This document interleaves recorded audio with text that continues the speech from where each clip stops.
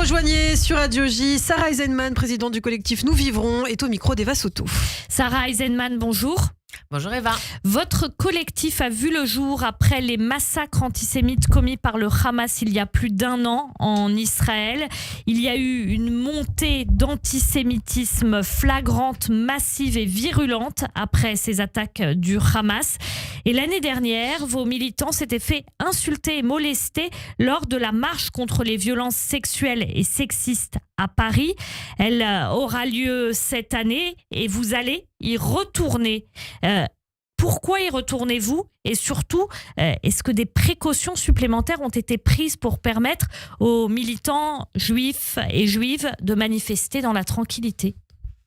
Effectivement, samedi à 14h, Gare du Nord, le collectif Nous Vivrons sera présent à la marche contre les violences sexuelles et sexistes, et ce pour plusieurs raisons. La première raison, c'est pour dénoncer ces violences sexuelles et sexistes. La deuxième raison qui nous concerne tout spécifiquement, c'est celle de mettre en lumière l'utilisation de l'antisémitisme comme arme fatale de violence à l'adresse des femmes juives. Des femmes juives qui ont été violées, torturées et mutilées le 7 octobre dernier au festival Nova, dans les kibboutz, comme chacun le sait. Ces femmes juives qui sont enfermées, oubliées à Gaza. Elles sont, des chiffres que l'on sait, au nombre de 10 encore retenues en captivité. Et ces juives, comme cet enfant de 12 ans qui a été violé à Courbevoie parce qu'elle aurait caché son identité et pour venger la Palestine. C'est pour toutes ces raisons que nous nous mobiliserons. Et vous l'avez dit, le 25 novembre dernier, on n'a pas pu marcher. On a été exfiltrés pour des raisons de sécurité. Le 8 mars, quand on y est retourné à l'occasion de la grève féministe, on a été agressés à coups de jets de bouteilles en verre, notamment par le collectif Urgence Palestine. Il n'en demeure pas moins que la promesse de notre collectif est la suivante. Nous ne nous tairons pas et nous ne nous tairons pas. Il n'est pas question de laisser le terrain aux antisémites. Les juifs ont toute leur place en République et nos manifestations doivent avoir lieu avec celles des autres. On ne va pas se retrouver entre nous sur le côté pour des raisons de sécurité. On y va, on porte notre voix, on défend nos valeurs et j'invite toutes celles qui nous écoutent à nous rejoindre samedi à 14h à Gare du Nord pour dénoncer cet antisémitisme utilisé comme arme de violence à l'adresse des femmes juives. Depuis le 7 octobre, ce qui s'est passé aussi par rapport à ces femmes juives qui ont été violées, torturées, c'est qu'il y a eu, au niveau de certaines organisations féministes, la volonté soit de ne pas en parler, soit de le nier. Est-ce que depuis, vous avez pu prendre langue avec certaines d'entre elles ? Est-ce que certaines d'entre elles ont fait évoluer leur position sur ces questions ou pas du tout ? Quand nous sommes rendus l'année dernière à cette marche qui a lieu tous les ans, le message était de porter la voix des victimes israéliennes 1 mois après les massacres du Hamas et de dénoncer le silence assourdissant des organisations féministes à coups de féministes à la Hamas. Heureusement, les choses ont évolué. Il y a encore clairement un malaise dans les milieux féministes pour dénoncer sans fermer les yeux ou se boucher le nez ce qui s'est passé en Israël à ce moment-là de la partie. En fait, vous savez, la promesse de ces organisations féministes est celle du « on vous croit ». Indépendamment de toute autre considération que la parole des victimes. Ça vaut pour toutes, sauf pour les juives. Et aujourd'hui, on peut clairement dire que les choses ont évolué, mais à quel prix ?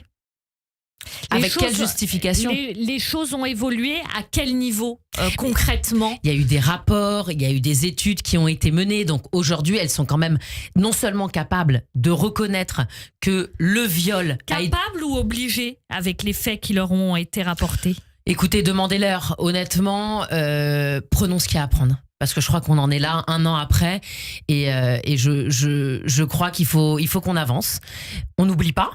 On n'est pas naïf, mais il faut qu'on avance. Et pour avancer, il faut qu'on puisse avoir un maximum d'alliés. Il faut qu'on puisse travailler avec le plus grand nombre. Et je pense que, à nouveau, il s'agit de se rappeler de ce silence assourdissant. Il ne s'agit pas de leur décerner une médaille aujourd'hui, loin s'en faut, mais de reconnaître qu'il y a une évolution dans la prise en compte et la reconnaissance des viols et des mutilations qui ont été spécifiquement commises à l'encontre des femmes israéliennes le 7 octobre dernier. Sarah Eisenman, le rendez-vous, c'est donc samedi à 14h, gare du Nord. Pour tous ceux qui nous écoutent, qu'est-ce qui leur dit que s'ils viennent à cette manifestation, ils seront protégés? Est-ce qu'il y a des mesures spécifiques? Il y a certaines manifestations où vous êtes allés, où vous avez eu par exemple le renfort du service d'ordre, de la CGT, etc. Est-ce que ce sera le cas là aussi?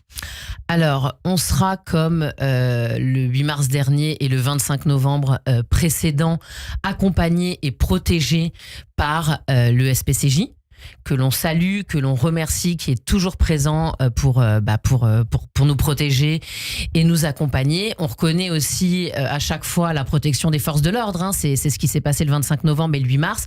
On le déplore, que les Juifs doivent être encadrés par les CRS pour ne pas se faire tabasser en plein Paris quand elles viennent porter la voix des femmes et défendre les droits des femmes. C'est quand même le monde à l'envers, hein, si on se pose trois petites secondes. Mais à chaque fois, entre le SPCJ et les forces de l'ordre, j'ai envie de vous dire qu'à la fin, on s'en sort pas trop mal. Qu'est-ce qui garantit la sécurité ?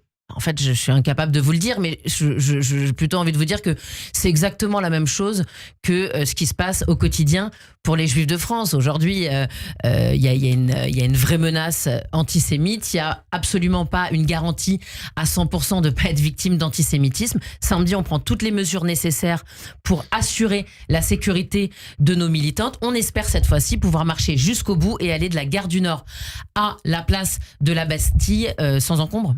France 2024, des Juifs et des Juives doivent être protégés par la police, par le SPCJ, pour manifester, pour prendre part à une manifestation contre les violences faites aux femmes, avec les mêmes mots d'ordre et des mots d'ordre complémentaires en fait à ceux de la manifestation, pas du tout pour s'y opposer, mais au contraire pour aller dans le même sens.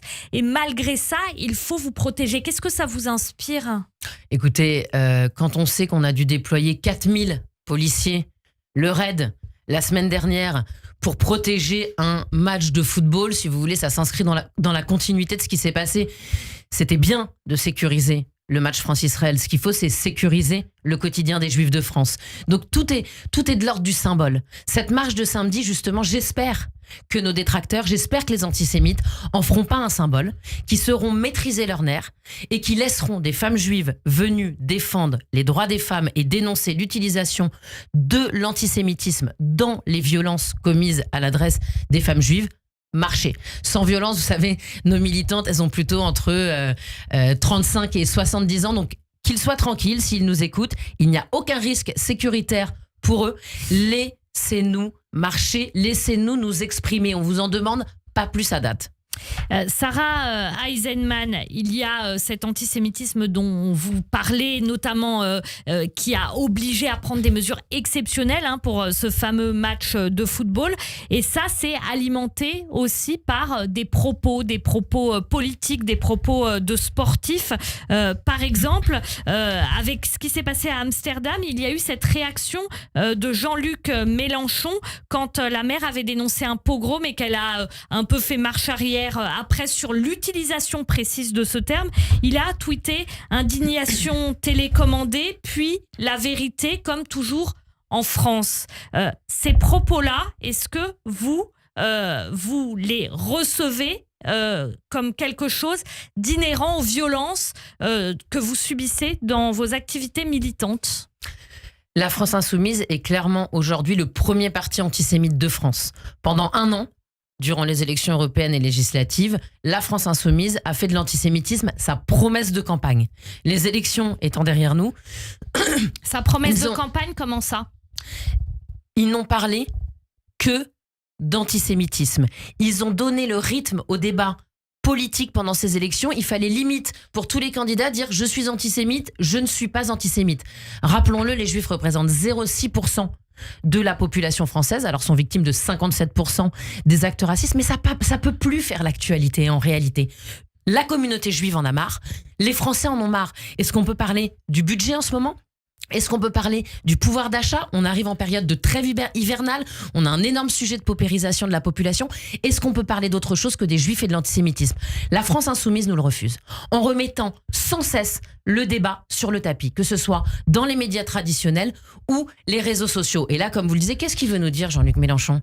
en expliquant que c'est télécommandé, c'est encore une histoire de complot sioniste. Finalement, on se rend compte que cet antisémitisme à l'ancienne qui caractérise le Rassemblement national versus l'antisémitisme moderne de la France insoumise, ce sont des vases communicants qui ne cessent de se rejoindre. C'est ni facho ni facho. Nous, on a plaidé pour ça. D'ailleurs, on l'a vu, Jean-Luc Mélenchon qui part à la rescousse de Marine Le Pen. Il y a une chose sur laquelle les extrêmes se retrouvent toujours, c'est sur leur antisémitisme viscéral. Lâchez-nous. Arrêtez de parler de nous. Merci beaucoup Sarah Eisenman, présidente du collectif Nous Vivrons. Le rendez-vous est fixé pour cette marche contre les violences sexuelles et sexistes. Pour vous rejoindre votre collectif et participer, c'est donc samedi à 14h devant la gare du Nord à Paris. Merci. Merci Eva.